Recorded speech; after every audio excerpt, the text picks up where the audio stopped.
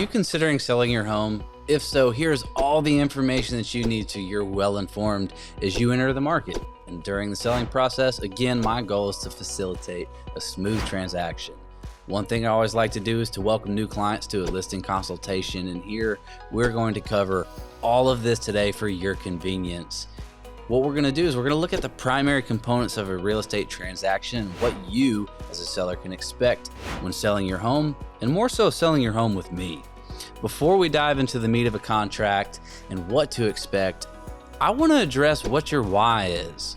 What's your motivation? Why do you need to move? Do you need a bigger home? Do you want to be closer to your family? Are you relocating for a job? Then from there, really what I want to do is figure out what's important to you. Is it getting top dollar? Is it moving the home quickly? And by establishing these parameters, what I'll be able to do is to better serve you throughout the process. And as mentioned in my buyer's consultation video, which you as a seller may very well be, after all, you got to move somewhere, right? And if it's local, I hope to have the opportunity to assist you with that as well. But what we're going to do is we're going to address buyer agency agreements and agency agreements as a whole, rather. So are you a customer? Or are you a client? Right now, you're a customer. I like to tell people that, hey, if I walk into Publix, everybody in there is a customer until they sign an agency agreement. And the document that we're going to look at in this video is the exclusive right to sell, which is what formally hires me as your agent. So as a customer, I only owe you 3 of the 6 fiduciary duties, and customer service includes obedience, loyalty, and disclosure. Now, as a client, again, I owe you all of these same 3, as well as confidentiality, accounting, and reasonable care. Again, this is done by signing the exclusive right to sell, which formally hires me. Now, we addressed this at the beginning, as the state of South Carolina actually requires this to be done at first substantive contact. I pride myself and my business on integrity, so this is part of my process and what you can expect from me. Now, one thing that people tend to ask, hey, is this document binding? The answer is yes, but I like to set the precedent. It needs to be a good working relationship between the both of us. So if I'm not the right fit, I'll release you from the agreement in hopes that you find the right agent for you. But I should clarify, again, I haven't been fired yet, and I don't expect I will as long as I continue to do my job well. But before we list, there are certain things we can address to make your home stand out on the market and take the steps to ensure a smooth transaction. Would your home benefit from staging? Are there repairs that need to be done? Do you need to do a pre-inspection? Is there exterior maintenance that could be done for minimal or no cost, such as cleaning up your yard, pressure washing the side of your house or your driveway? We're going to look at all the small details to eliminate any buyer objections and make your home as marketable as possible. Additionally, I'm going to create a top-notch marketing campaign. It starts with high-end professional listing photography done by my friends here at Crossgate Realty Media. They're awesome, and that's something that I pay for. I also like to upload a square footage sketch into the associated documents with the listing to make buyer agents see your home's true value when they're running comps. They don't have to use guesswork.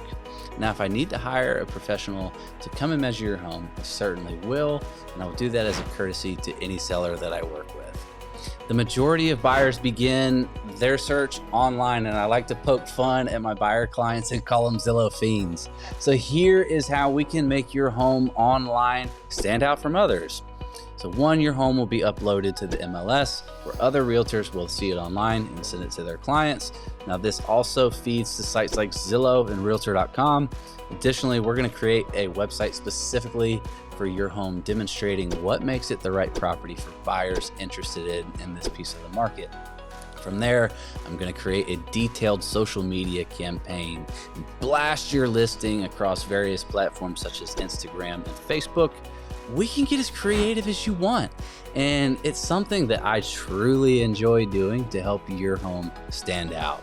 Now, next, what we're going to look at is declutter and depersonalize. We want to make sure your home is clean and show ready. You only get one chance to make a good first impression. So when a buyer walks through the door, we want them to say, wow, this is amazing, rather than, dang, these people ever clean? Hey, I get it. You live there. Life happens there. But it's important to make sure Your home speaks to the interested parties. When we're decluttering and depersonalizing, what we do is we want to allow buyers to imagine their belongings in the home and their life happening there. And as silly as it may sound, it may be a good idea to take down any family portraits or store any valued personal belongings where they're not visible. So who's going to be in my home? When listing your home, I will put a Supra lockbox on your door that is only accessible by members of the Association of Realtors in that particular area. It's accessible through Bluetooth. I get it, security is important. This platform actually keeps track of those who have shown your house and when. You're also going to receive a notification of showing requests, and depending on how you see fit, you can confirm or deny any requests that come through. Or if you want, you can allow me to do that and receive an FYI text or call that a showing has been requested and confirmed. So once we have the opportunity to sit down, we're going to go over the services that I will provide you during the transaction. And you're going to be able to feel out, hey, is Reed the right agent for the job? I hope the answer is yes. I hope that we're a fit to work together, but it's important to me to create a precedent of trust and excellent communication for the transaction. After all, I'm so grateful for every opportunity and homeowner who trusts me to facilitate the sale of perhaps, in many cases, a person's most valuable asset. Now, when I come to your home, I'm going to ask you to give me a tour. Show me your favorite things. Why do you love it? Why is it going to be hard to leave? What's made your home so special? And what potential buyers may love about it too? Now, when we sit down, we will discuss my professional fee and how that works. We're going to discuss pricing your home, what you want out of it, and how you and I can develop a plan that appeases your expectations for a successful sale while combining my market knowledge and expertise that's going to allow us to achieve it.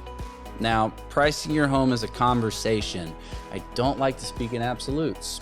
I'll come prepared with market research and a home valuation, and we can begin the conversation from there. Now, important things to take into account when pricing your home are recent sales, similar properties in your area, features of the home, your preferred timeline, and the possibility of a likely appraisal contingency, and any other boxes that need to be checked when developing our pricing strategy. Now, when it comes to price, I do like to talk to people about this when it regards appraisal, is say, hey, I could list your home for $1 million today. Do you think your home's worth $1 million? In some cases, it might be. Some cases, people are like, yeah, man, my house isn't worth $1 million. Exactly, and that's why we discuss that, because there is a rough market value that your home is likely worth, and I hope it's appreciated to the point where you're like, man, my house is worth X amount?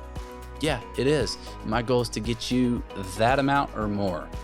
So I want to accommodate your needs. I want to get you top dollar for your house.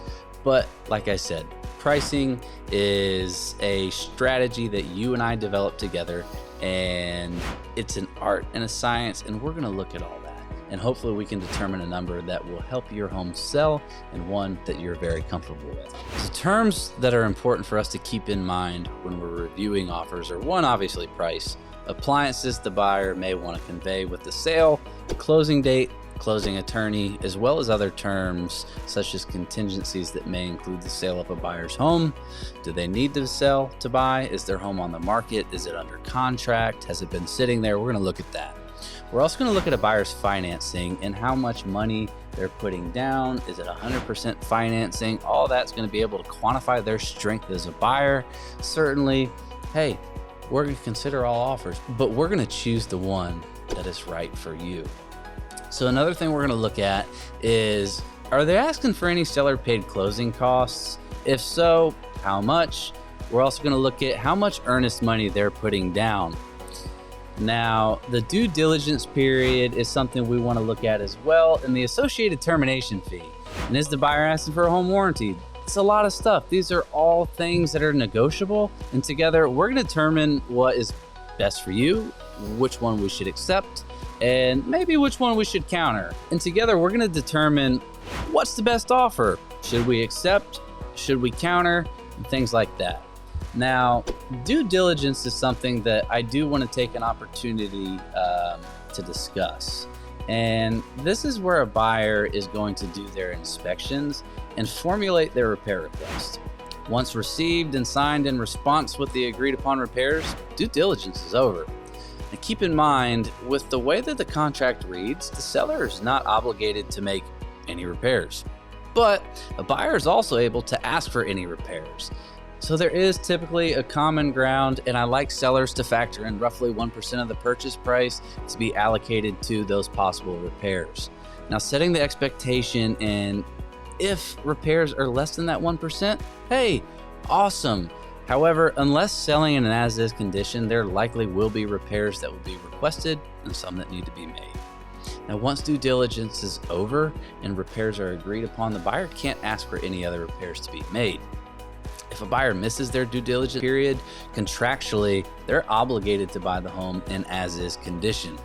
Keeping track of these dates is important, and I'll stay on top of that to formulate our response and keep the contract moving along. Due diligence is a piece of the contract that is so important. Typically, it's a 7 to 14 day period. If a contract were to fall apart, it's probably where it's going to happen. Now, the way a buyer is able to terminate the contract is by paying a termination fee, which that's amount that they specify in their offer you accept, and depending on the price of your home, it can vary from roughly $500 to $1,000 and beyond. The higher the termination fee, the more likely a buyer is to perform on the contract. Now, additionally, I will provide you with a seller's disclosure to complete, and I will list it with the associated docs for agents to review with their buyers.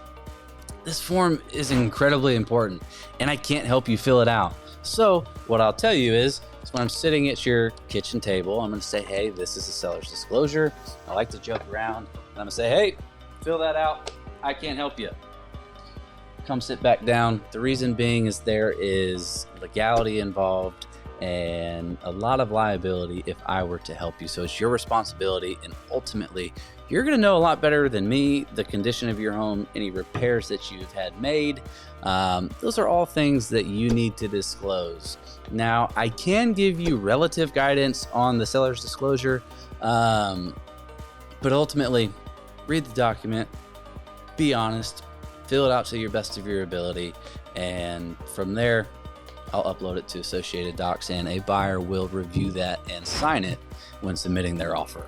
So overall, listing your home is a big responsibility and one that I consider a huge honor to have. You may very well be watching this today before I come and meet you, and use it to formulate any questions you may have about the selling process, and we can have a more direct conversation when we meet. Or you might be watching it because you're generally interested in selling your home. What's the market look like? I hope I've provided you with value, and I look forward to covering more information with you in person or over the phone. If over the phone, hey, there's a link, Calendly. Check it out. You can schedule a free phone call. Let's talk. I'm here to help. But if I can be of service to you, I look forward to having the opportunity. It's such an honor, and if there's one thing I want to make clear is that I love real estate and I love working with buyers and sellers. It's a privilege to do this. So thank you guys for tuning in, and we're going to bring you some more content, and we're going to talk real estate. So you guys have a great day. See you.